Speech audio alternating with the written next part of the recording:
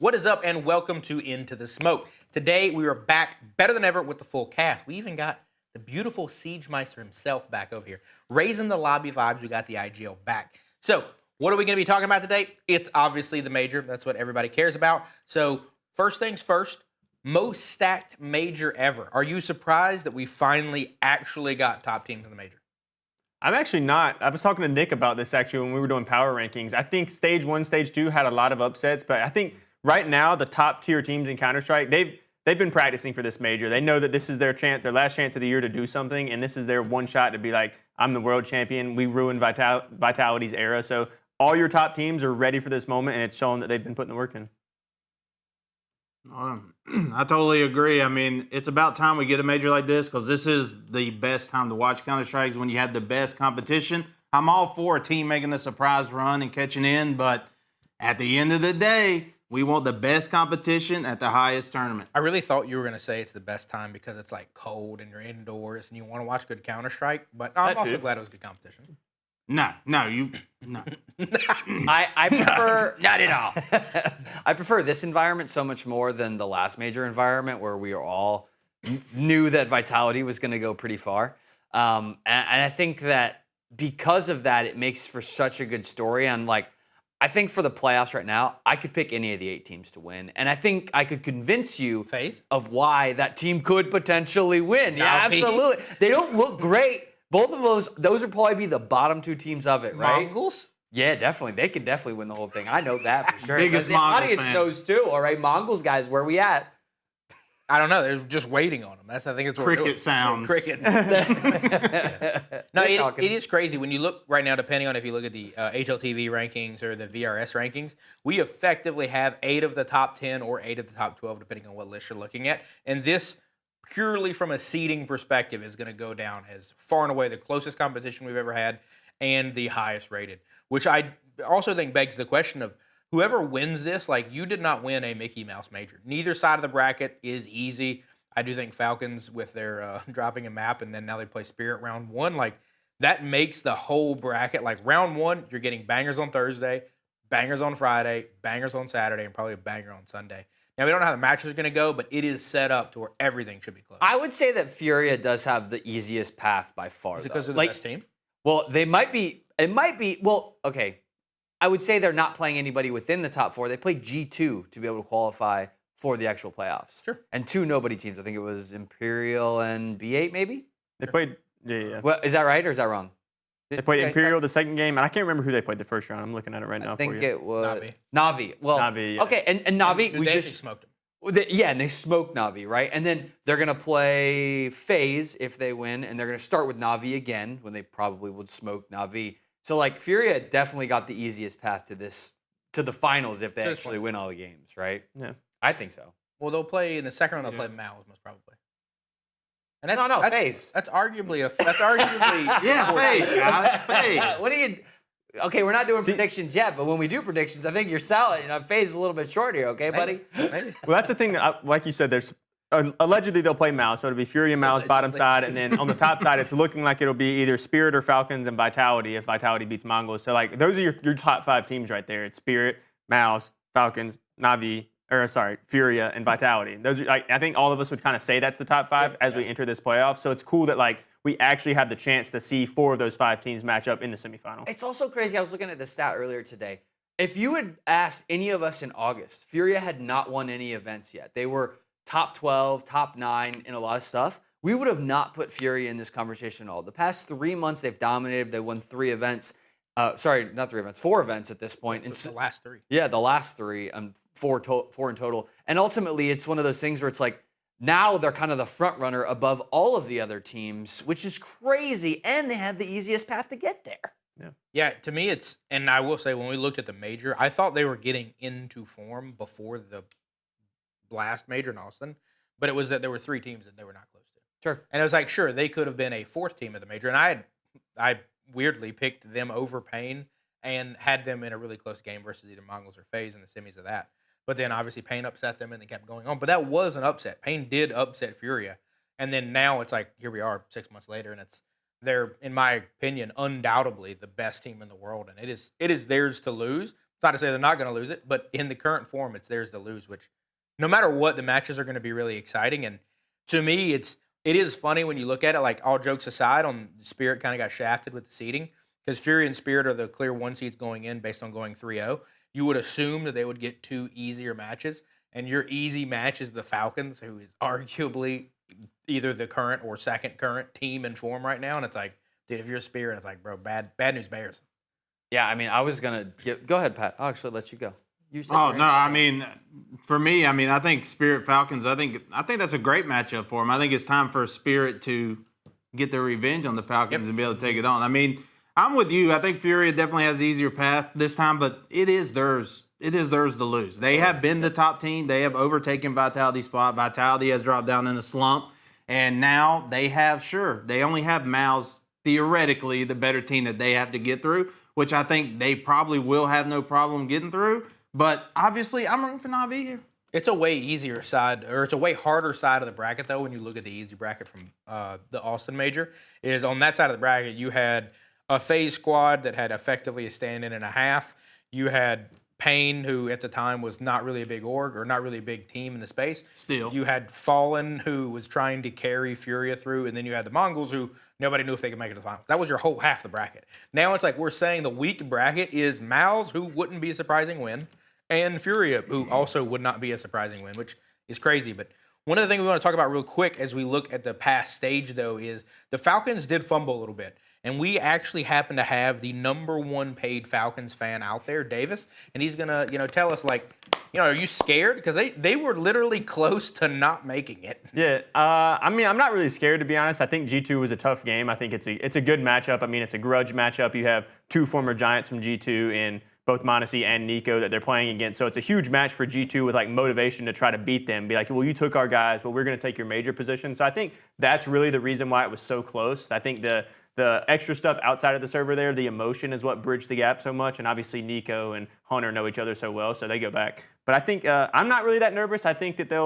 I think they don't have the biggest problem with Spirit right now. Not to say Spirit won't win in the first round. They easily could. But I think, Falcons has proved that they can beat both Spirit and Vitality. So I also think for that G2 match, the more and more we watch Dust 2, the more and more it's like the CT show. Like you have to get 9-10 rounds on CT in order to win Dust 2 because the T side is just so tough. And I think the Falcons did get blessed in the fact that they got the T side the second half. And I think that was like a really big portion of why they won that game, is because they were able to kind of close out. And I think Mondesi just popping off, dude. Like that whole series, Mondesi was like donk level performance of getting 3Ks around and really carried them to that win. I don't think if Mondesi does what he did, they end up in the same spot. I think G2 takes that spot.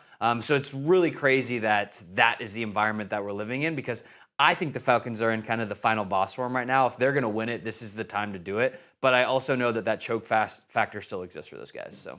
One thing I want to say, too, I was going to say it when we opened up this conversation about the major. One thing I think that's interesting about both Furia and Falcons, this is the first time, well, I mean, you can maybe argue, actually, no, the roster was different at the last major. So this is the first time we're going to see both Furia and Falcons with their new core roster be genuine contenders at the major. And I think that's one thing that has a lot of pressure built on top of that. You've seen Vitality knows they can do it. Mal's, they know they can do it. They know they can't. They haven't won it yet, but they've been a contender for multiple majors now. Same with Spirit. They've been a contender for multiple majors now. So they don't have that pressure the same way that this new roster for both of these teams had of like, can we actually do it in the biggest moment? And that's one thing that I think does hurt Falcons and Furia's chances. And you do have Nico No Major on your team, which is kind of a big hurdle to overcome. But yeah, this roster lives and dies on Mondesi. As we saw it in the G2 match, I mean, that Inferno was insane. He was dominating all around the map. And that's where, and Kaisuke's been stepping up too, but it's like, it really comes down to those two.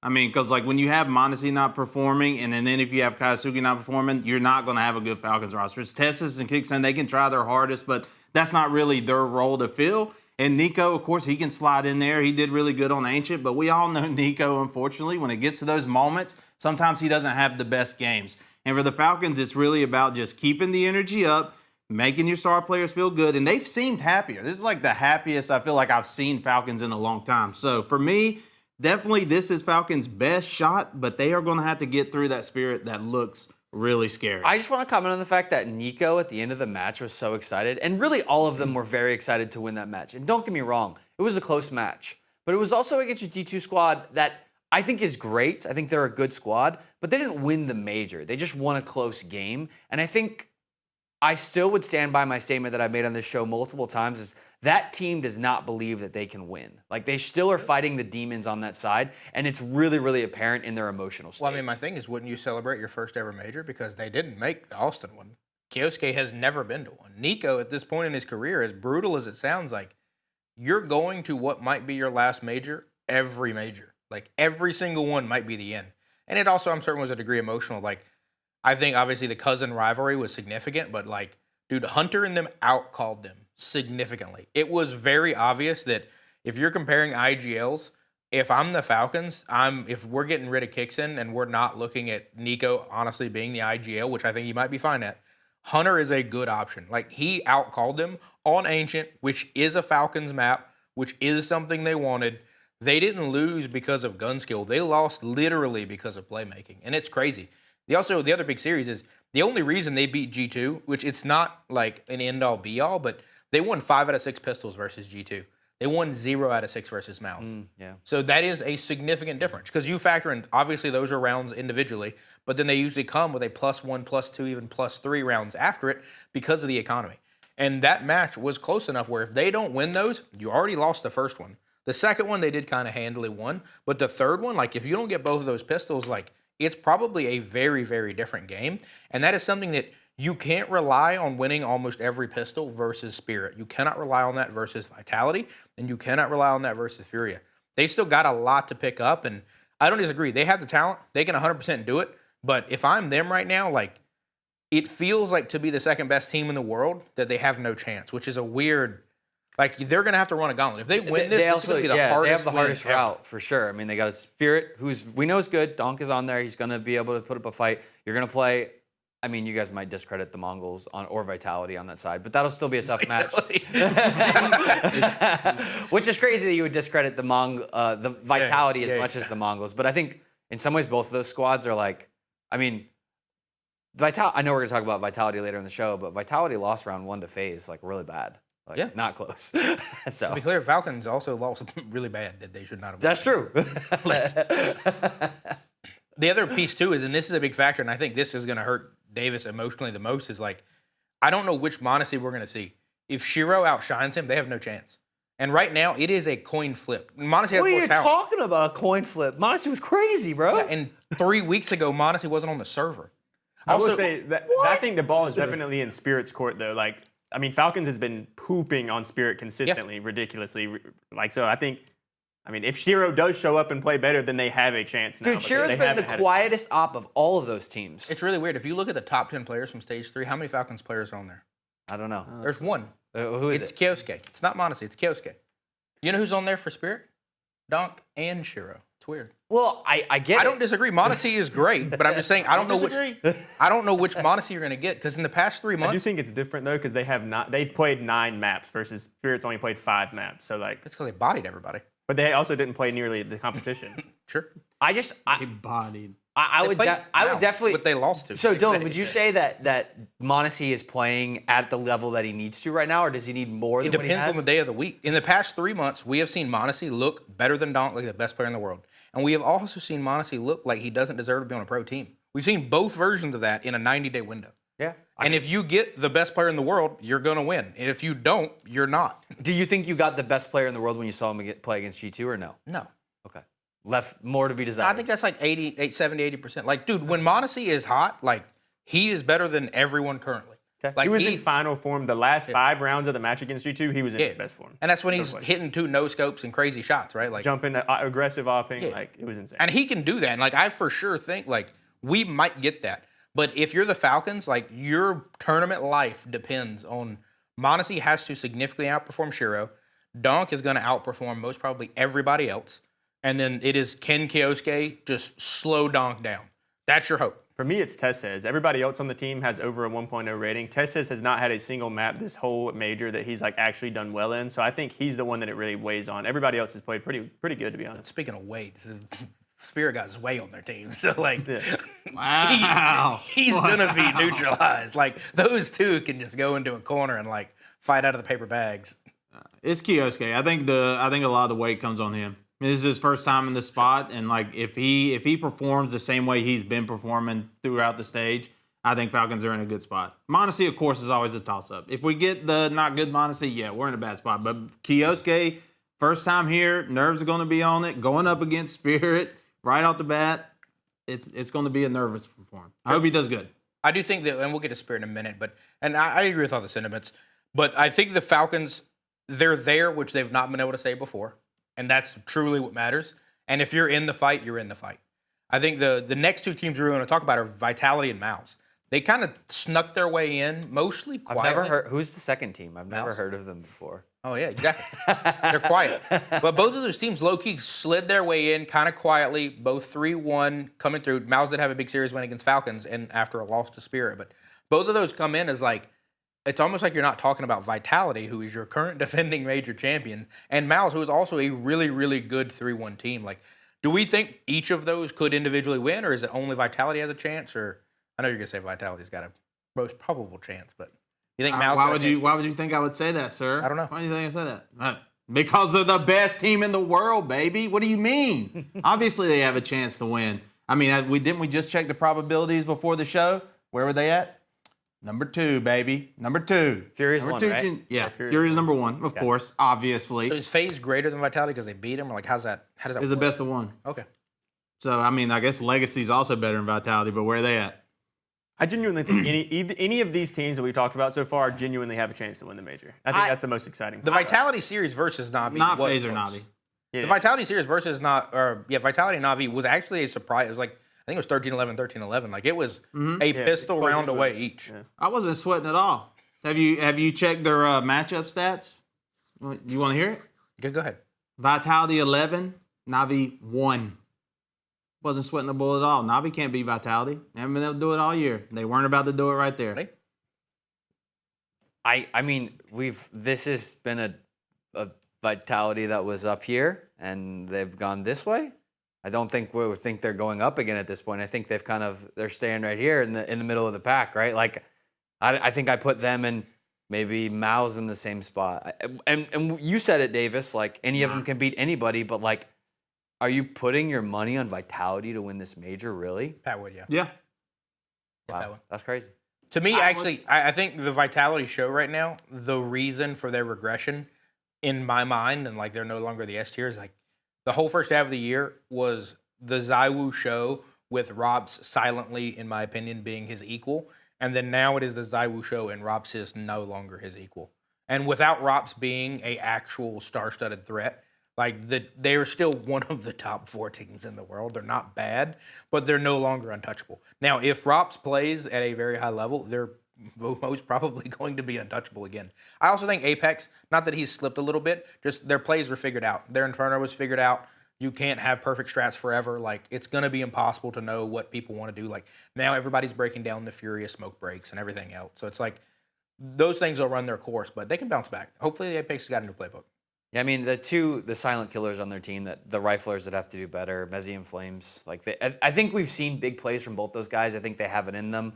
I really put this squad in their hands. And then I think the emotional state of Apex is interesting for me too, because he went from like kind of playing with the crowd and the environment to like not criticizing his team. I need a better word, like a synonym to criticizing, but he's definitely like, hey guys, I need your help in this. I'm trying to make this work and it's just not working right now. And I hate that it becomes like this internal battle because they were such a fun team to watch when they were kind of beating everybody. It's fun to win, right, Davis? Mm-hmm. But now it's like you're not seeing that anymore. You're not seeing the big plays from the individuals on that squad. You see it from time to time. There's like glimpses and moments, but it doesn't shine through like it used to. And speaking of not shining, Mal's never seems to shine. It's like they always can get there, always the bridesmaid, never the bride. Like they're always close. Like come on, Brolin's the man. Do we have to talk about this team? To me, the only chance they have is a crazy home field Torsey buff. Yeah, and like you did see, they felt emotional at times, and they seemed like being at home was nice. But it's like I don't think that gets you. I don't think it gets you all the way.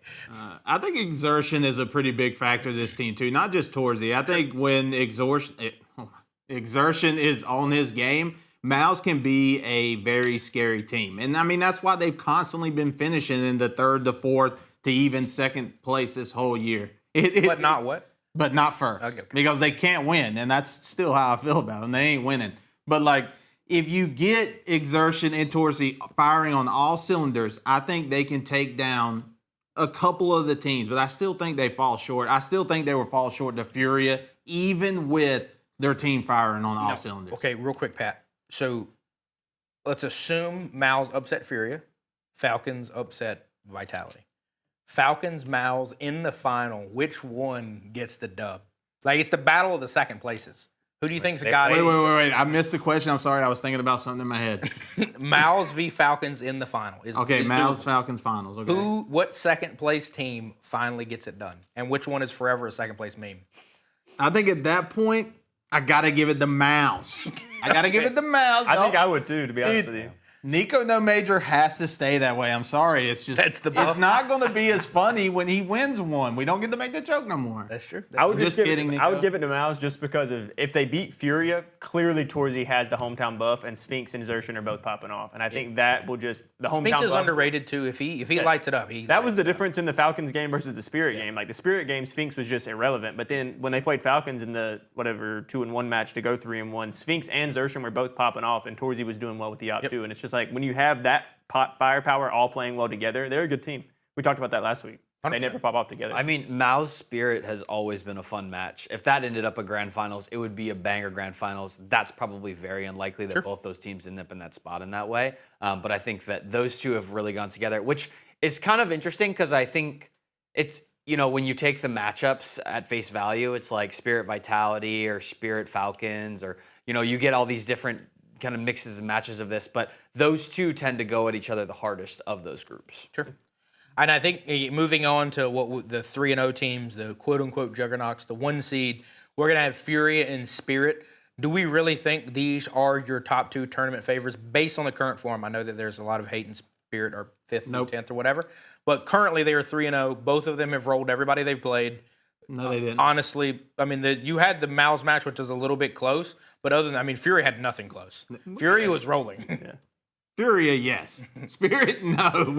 We stopped sugarcoating it. That Mouse game was a close one. It was not a dominant, a roll. I know it hurt your predictions from last game was. or The first last map was show. You lost. Yes, If you it look was. at map 1, you're like, dude, Spirit's untouchable. Yes, You look it at map was. It was 2 and you're like, looking they are good. very touchable. And then where did we go? We went the distance. See, and then you lost your bet already, which is fine. I think Spirit are looking better than they have been in the past 4 to 5 months, which is good for them. But to compare them to Furia, I think Furia is leagues ahead of them. And if Spirit did make it to the finals and Furia made it through their bracket, I think Furia would smoke Spirit. Easy peasy. Yeah, even as much as I want to be a donk stan and just pull for the kid, I think you were 100% right. I do think that based on this event, it looks like Spirit are the second best team in the world, but the gap from 2 to 1 is noticeable. Because Furia did not look like anybody, it didn't even look like they're playing the same game. They're just bouncing people. Whereas the Spirit, the first map versus Mouse, I was like, yo, maybe they're legit. Donk comes out, dropping 2 aces, drops a 30 bomb in the first one, and you're like, oh man, they're here. And then the second game, you're like, oh, nope, that's Spirit. Right there they are. Found them again. I don't know. I don't think. I think what I talked about earlier is going to really determine the whole thing with Furia. If they can come out and get a lot of confidence on main stage against Na'Vi, I think they'll be fine. But that first round against Na'Vi, say Na'Vi wins the pistol, and you hear that roar of the crowd and the upset, oh, Na'Vi's really doing this. It's going to hit those guys hard that are competing as a contender for the first time on the main stage of the major. It's going to be a loud roar whenever they lose rounds. Can they cope with that? I think you see teams like Vitality who have been there, done that. They're not going to care as much. You're going to have teams like Mouse who, like I said, haven't won the major, but they've been contenders for a couple now. They're going to be fine with it. So how do these young guys, Jakindar, Maladoy, how do they react when the crowd is really against them as the favorite at the major? Yeah, the other Spirit definitely has a tougher path for me on this one. I think Mao's is an easy second match for Fury after they take down Na'Vi. Fury's got the hot hand right now, so we're all kind of gonna push that direction. I don't know where it came from. That's my big thing right now is what changed in September for this squad? A mindset thing, a practice thing, a meta thing, whatever, right? But it's reigned true for them and been good for them at this point, so it'd be really hard to not take them. I think Spirit I have bigger questions around, if I'm honest. The Zways, the Choppers of the world, the inconsistencies there, the Donk not being able to carry them hard enough to get to those spots.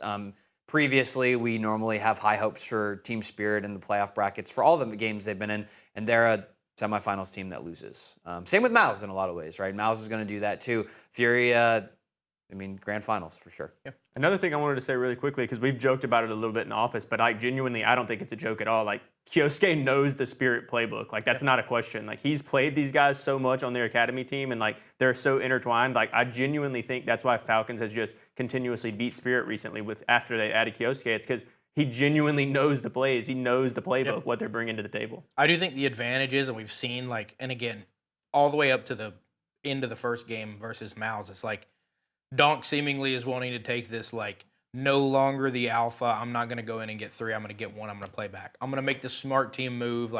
I'm going to start playing with my team instead of for my team. And I do think that might be to combat what you're talking about, because Kyosuke is probably like, this kid does this. He's going to do this, and then he's going to push here. And you did start seeing it. Donk would get a pick on Dust, and then he would drop back, which he's never done before. He's always got maybe an additional kill, but he's never dropped back. So it does look like they look a little different, but the problem for Spirit is if it's Spirit or if it's Falcons, if either of those two teams win this major, it will be the single greatest run in a major playoff ever. They're running a gauntlet. You would play either Falcons or Spirit, whoever wins. Then you would play most probably Vitality, and then you would play the best team in the world in Furia. And I don't think either of them are probably going to run that gamut, but if they do, it will be the single greatest playoff run probably ever, and will probably not be touched, because you would beat Falcons, who currently are the 3 seed, Vitality, who's currently the 2 seed, and then Furia, who is the 1 seed. And if Falcons win, the only hurt you have is Spirit is the 5 seed. And it's that's a crazy run. I was also going to say, for the Furia side of this conversation, Moldo's actually been pretty quiet this event. He hasn't had any really big plays and crazy moments and stuff, where I think a lot of the other oppers that we've seen, and they've played more matches, so that makes sense too. But the question becomes, Moldo at some point is going to have to find the hot hand in order to be able to get them to the win, because that's normally what happens. And we haven't seen that happen yet. So I'd be curious. Especially in the playoffs, man. Playoffs, it's going to be tough. They've had easy matches so far. Not easy as far as the teams that they played haven't been the worst teams, but when you're rolling teams and it's a best of 1, you kind of just, okay, we're going to win this match, we'll go next. But in the playoffs, when it's do or die, they're going to get in some gritty situations. And youngsters, you never know how they're going to react. Sure. Totally, 100%. So the next one is we want to kind of dive into the playoff predictions. We've been theorizing a little bit, but we have everyone's bracket predictions. So what we want to do is quickly go over that. So let's pull up the brackets and, let's see where everybody shakes out, because I think we actually got a few surprises in here. If we look at this, we got our faces associated with it. Let's go, Davis. We'll go top left. We got Pat over here. No real surprises out of Pat, other than somehow he has Na'Vi upsetting the #1 team in the world immediately. Predictions. That's crazy. And then you have Davis in the bottom left, who doesn't have any at all surprises. It is basically top seeds all the way through. Technically, Falcons or Vitality thinks an upset. You do have Mouse beating Furia, which is crazy. Then you have CJ in the bottom right. CJ's got Falcons getting the dub over Furia. The only really weird ones he has is Mongols beating Vitality and FaZe beating Mouse. Those are crazy. I do have no surprising ones in round 1. I actually have Mouse upsetting Furia on a hometown buff, and then I have Mouse getting it done over Spirit, becoming the champs. So what is the craziest thing? Surprising one? Spirit. Well, beating Falcons. Yeah.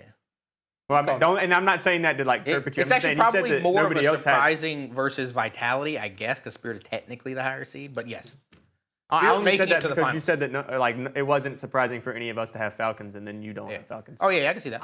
I also think that the one team that we all have not talked about during any of these segments, which is kind of our silent team, would be the Mongols. And I actually love what I see out of Controls right now. That dude has actually been frying. He's been in a little bit of an adult on that team in the fact that we've seen some clutches out of him. We've seen him be able to maintain confidence. And we've seen 9-10, who I was talking about the hot hand. He got the hot hand against some teams as well. And I think I like what I see out of that Mongol squad. They're looking a little bit more like they were in their previous form a couple months ago. So if they get a total of 10 rounds, I'm going to be impressed. Against Vitality? Yeah, Vitality if they get 10 rounds, I'm going to be impressed. I think it is going to be 13-3, 13-2. I mean, Mongols definitely has a map pool that's going to struggle. They really want Ancient. If Ancient gets through, that'd be really good for the Mongols. Ancient is not getting Dude, if I'm Vitality, I let them run Ancient just to be like, this ain't it. Vitality. I mean, Furia and Vitality have the insta ban of Ancient, so they're probably not going to play it. That'll probably be Vitality's insta ban. So we're going to end up on a Mirage, we're going to end up on a Nuke, and probably a Dust 2 or an Inferno. And so I think Mongols holds the edge on a lot of those maps for me. So I want to see the world through your eyes. there you go. That's crazy. I do think Controllers has had a really good tournament. does, To show up on a team and like have all that pressure from the Chingy Warriors with like a tier 2, tier 3 team, and to be on Mongols, it's like he's played really, really well. Yeah, no hate to me. And like again, I don't think the Mongols are any further back than Na'Vi or FaZe. I just think that there is a very big difference between 5 of these teams and 3 of these teams. And I mean, there will probably be an upset. There will probably be a round 1 upset. One of them will probably get it done. I just don't think it's going to be against Vitality. They're just too veteran. They've been there before. They don't choke.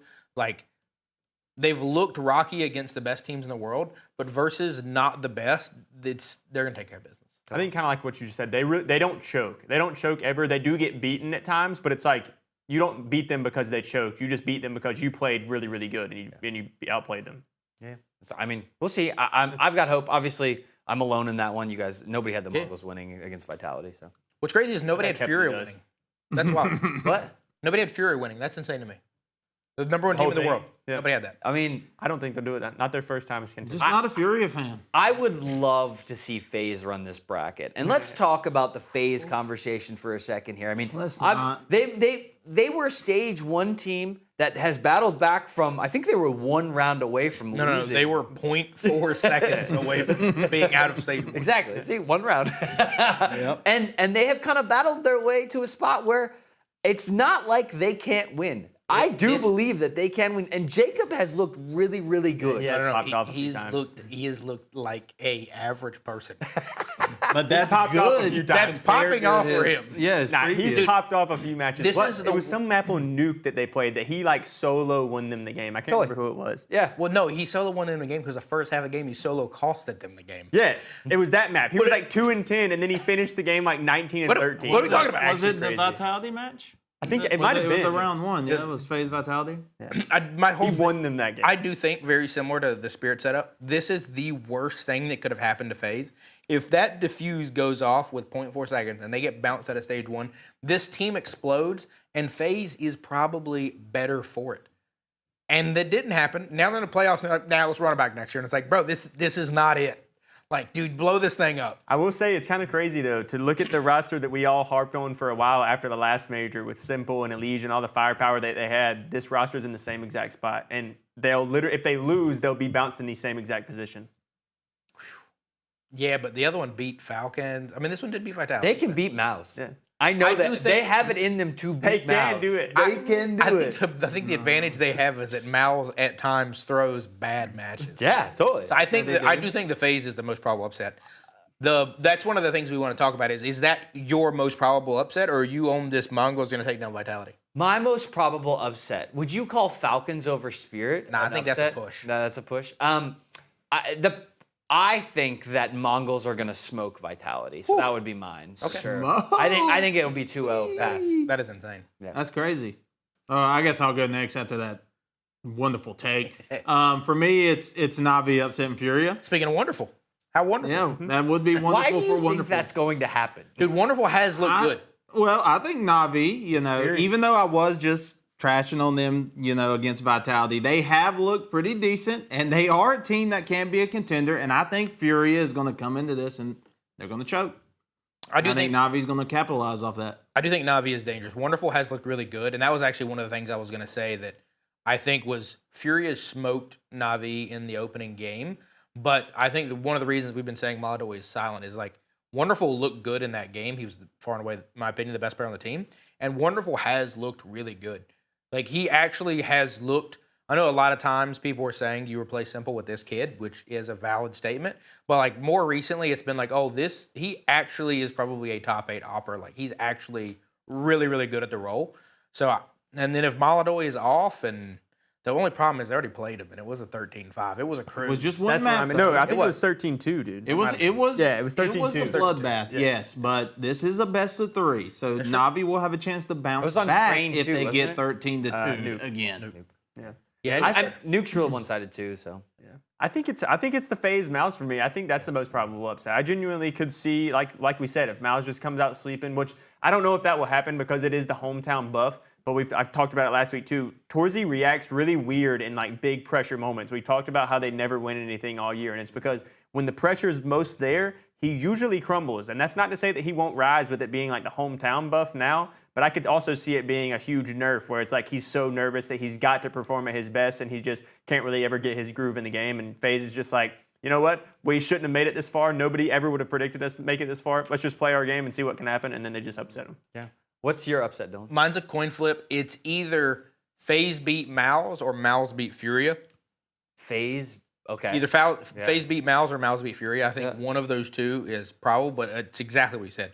It's what Mouse do you get? Yeah. If you get the cold Mouse, FaZe are probably going to roll them. If you get the hot Mouse, they might be able to roll Furia. Because I agree. I think Furia, it's going to be hard for them to make a run. I think you have Fallen, which is arguably one of the greatest vets of all time, so it's not that he's not going to be there. But it is, what version of Quesarado do you get? What version of Yakindar do you get? Do you get Maladoy that's popping off and having fun? The last 3 events, the first one they won, we all joked it didn't matter, who cared. It was whatever. And then when they ripped the 3 in a row, it's like each one of them is like, oh, that one kind of mattered, but like, did they really beat those teams? And the second one, it's like, oh, now you're the 1 seed. What happens? Oh, you cruised again. Can you do it again? Oh, they did it again. And it's like, now you have to do it. It's like a different pressure where it's like, you are the 1 seed. You have to do it. You are supposed to be the number 1 team, best team in the world. And I just don't know if they run the whole event that way. I also think it's super different. I've said it a couple of times, but it's super different sitting in a studio in front of 100 people that are like, ooh, you won, versus 20,000 people being like, yeah, but they're going to have Brazil behind them. I actually think that helps. I Yeah, agree. the crowd buff for sure. But Brazil's a long way away. Like they'll have a lot of Brazil. They're already in the studio. It's crazy. Yeah, 100%. But I don't know if I think that core that's in the studio will be the same core that's there at the event. I don't know if it's going to really grow that much. I think it's going to grow. I think it's going to be big. And that's why I actually have a lot of faith in the Mongols too, because the Mongols travel really well. They normally have the crowd on their side. Same with FaZe. FaZe is going to have the crowd on their side. And it's interesting you drew the conclusion between like the old man of Fallen, because Kerrigan is essentially the old man of that team as well, and they both are vets in those areas. Yeah, what's interesting is no matter who wins, whether it's Apex, Kerrigan, or Fallen, assuming it's one of those 3, if one of those 3 win, it will be the oldest ever major winner. Yeah. If one of those 3 win, which is obvious. They're old, and it does make sense. The other one that we want to talk about is what would be one truth? What is one group or team or player or something you absolutely believe in without fail for the major? A team we believe in? Yeah. Without like fail? you think 0% chance of an upset. Like they will for sure be cruising. It's Vitality.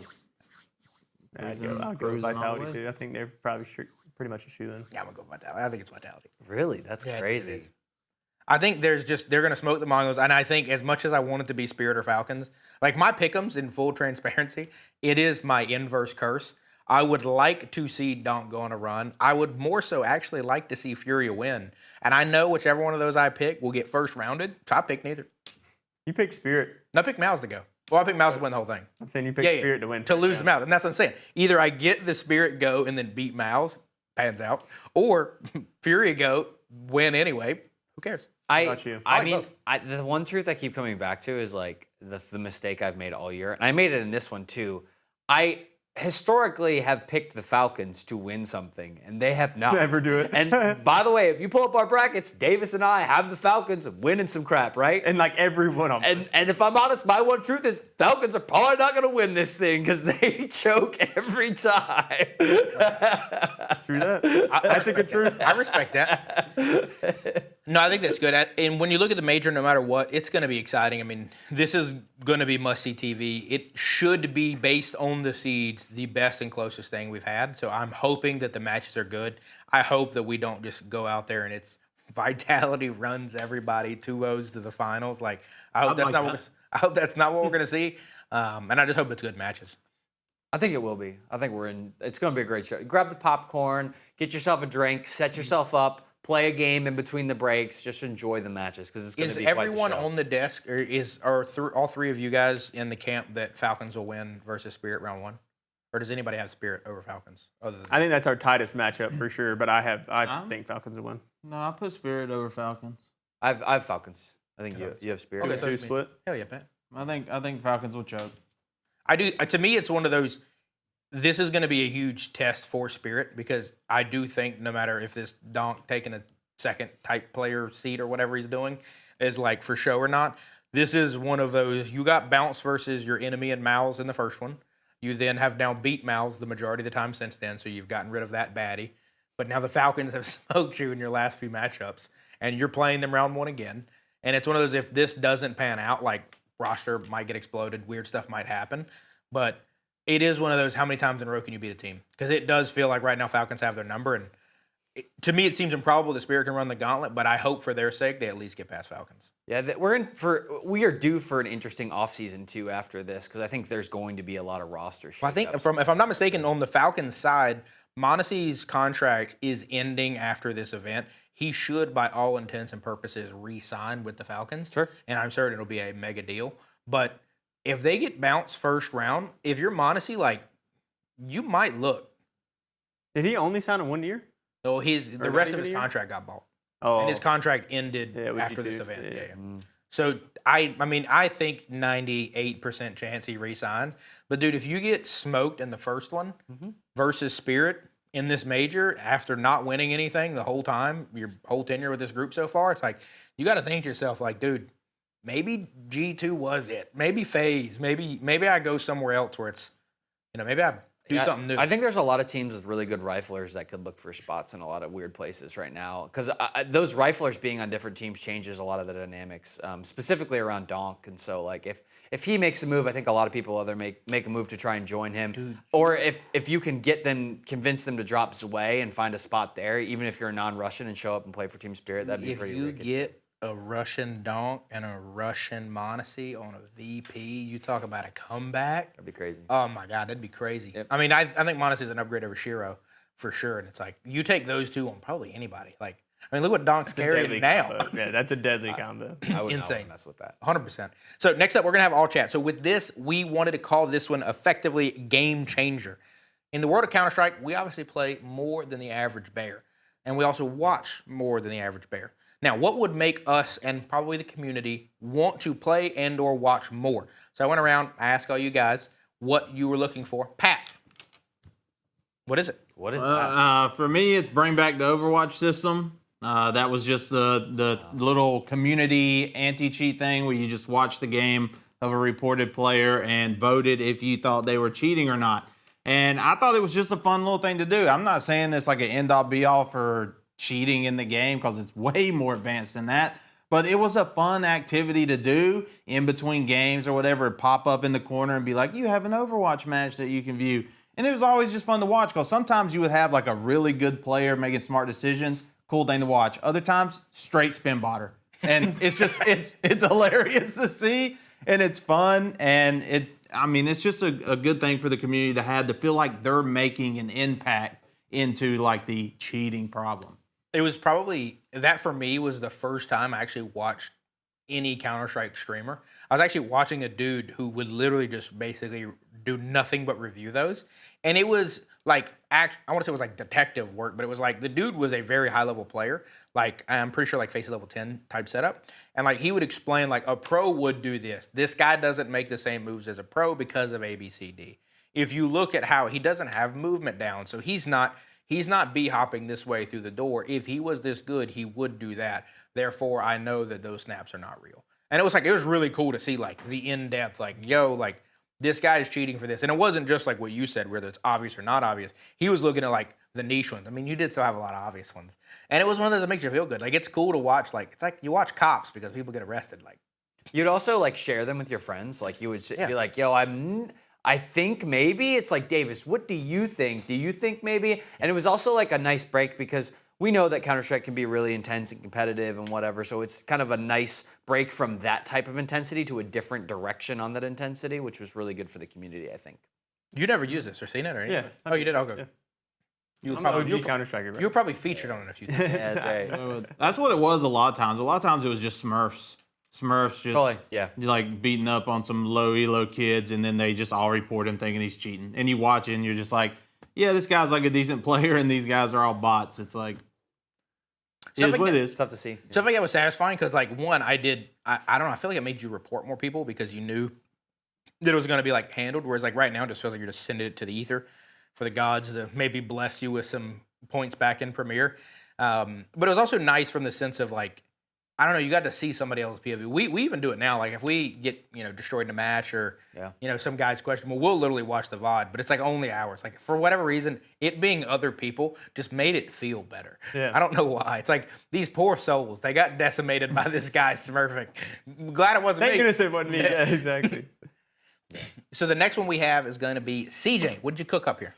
I think for me, one of the things that's interesting about any ranked play is making sure that you can communicate with your teammates. And as we know, the faster you get information, the faster you can react. If somebody's saying, hey, they're pushing this site, I just saw 87 flashes, you can rotate. You can rotate pretty quick and try and get there to help and improve that situation.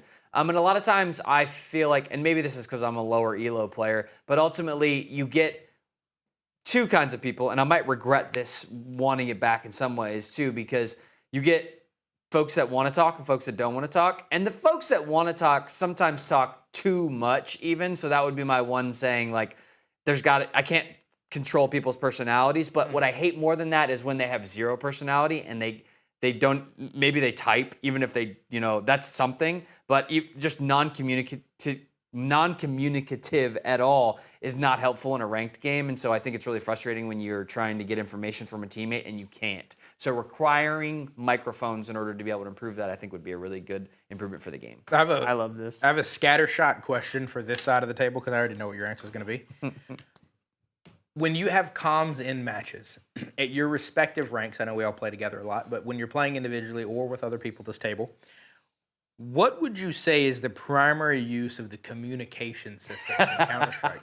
Would you say that it is, there's three parts. There's humor, there's negativity, and then there's things that are helping you in the match.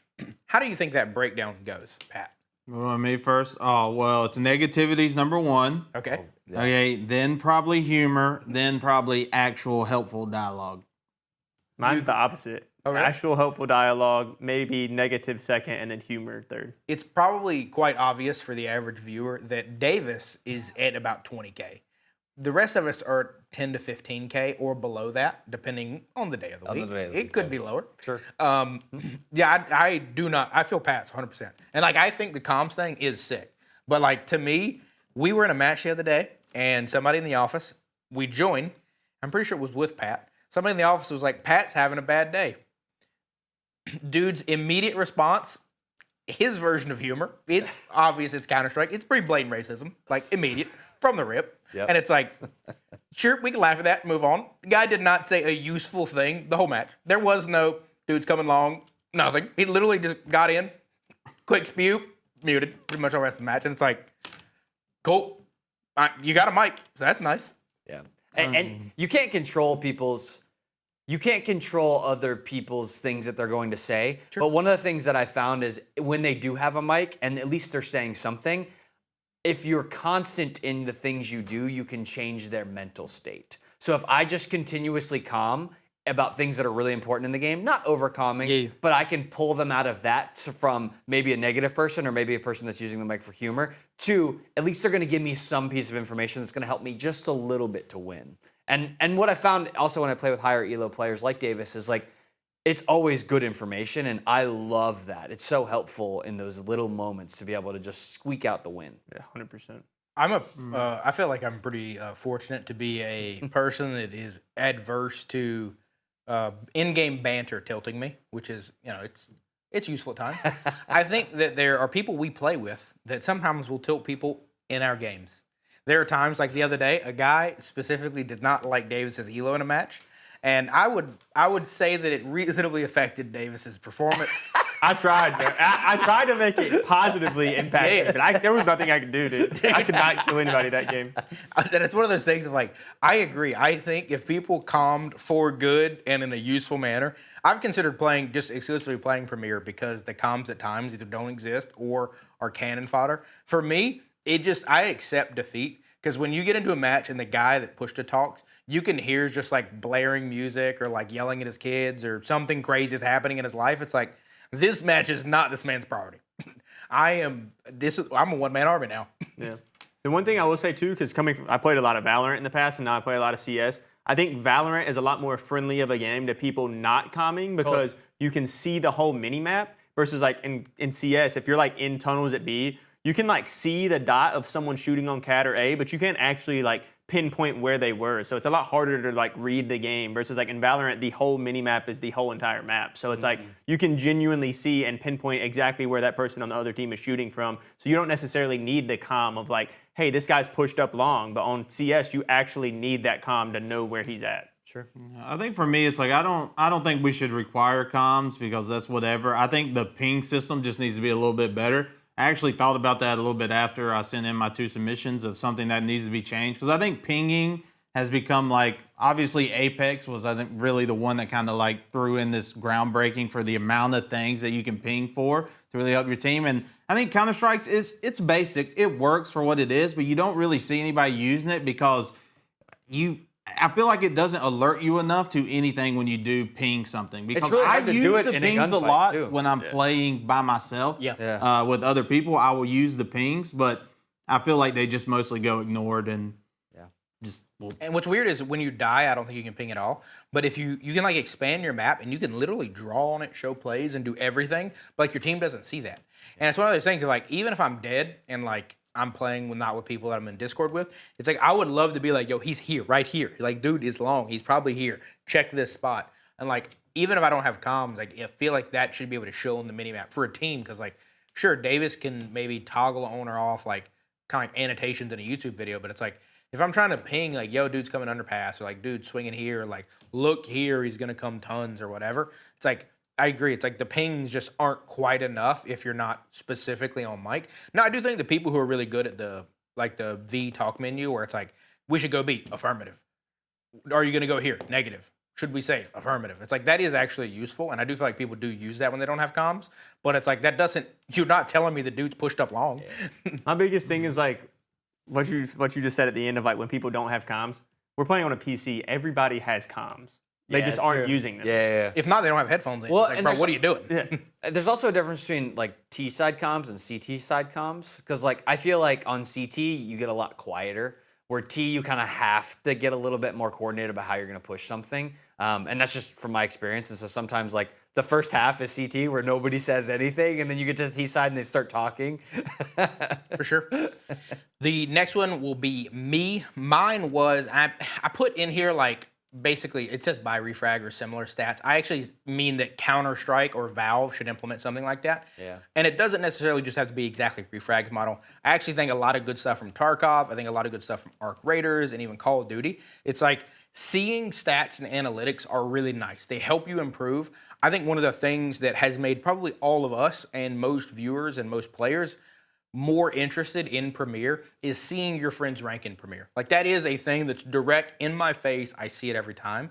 And it's like, when I first load into Refrag, it was like, oh, cool. Like I can see how good my headshot percentage is. I can see how good my ADR is across all maps. And it's like, the whole time I'm just thinking to myself, why does Counter-Strike just not tell me this? Because like they literally have all of my data. Like I played the games there.